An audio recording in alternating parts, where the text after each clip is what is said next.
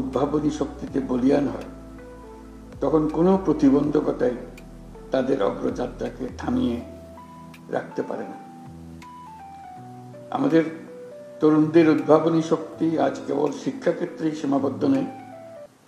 তরুণরা স্বাস্থ্যসেবা, পরিবেশ সুরক্ষা, দারিদ্র্য বিমোচন এবং সামাজিক ন্যায় বিচার প্রতিষ্ঠায়ও অগ্রণী ভূমিকা পালন করছে।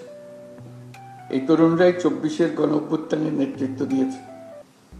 তরুণরাই যুগে যুগে এই দেশের ইতিহাস রচনা করেছে।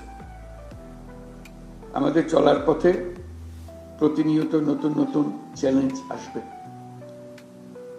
কখনো তা জনস্বাস্থ্যের সংকট, কখনো শিক্ষার অপর্যাপ্ত সুযোগ, আর কখনো পরিবেশগত বিপর্যয়।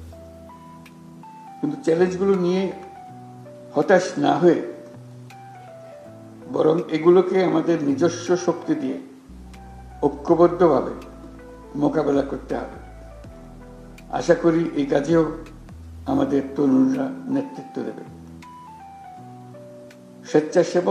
স্বেচ্ছাসেবা কেবল আত্মমানবতার কল্যাণেই সীমাবদ্ধ নয়, এটি আত্ম উন্নয়ন, চরিত্র গঠন এবং নেতৃত্বের গুণাবলী বিকাশের এক আদর্শ মাধ্যম।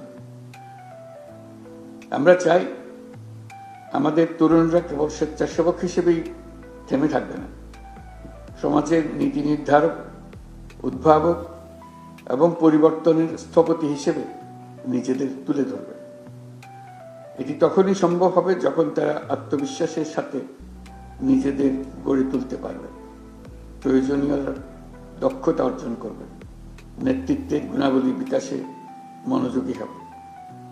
আজকের এই পুরস্কার কেবল একটি স্বীকৃতি নয়, এটি তোমাদের জন্য একটা উদাত্ত আহ্বান। তোমরা আরো সাহসী হও, আরো নেতৃত্ব দাও এবং সমাজের কল্যাণে নতুন ধারণা ও উদ্ভাবন নিয়ে কাজ করো। সমাজের প্রতিটি ক্ষেত্রে তোমাদের সক্রিয় অংশগ্রহণ অনেক ইতিবাচক পরিবর্তন আনতে পারে।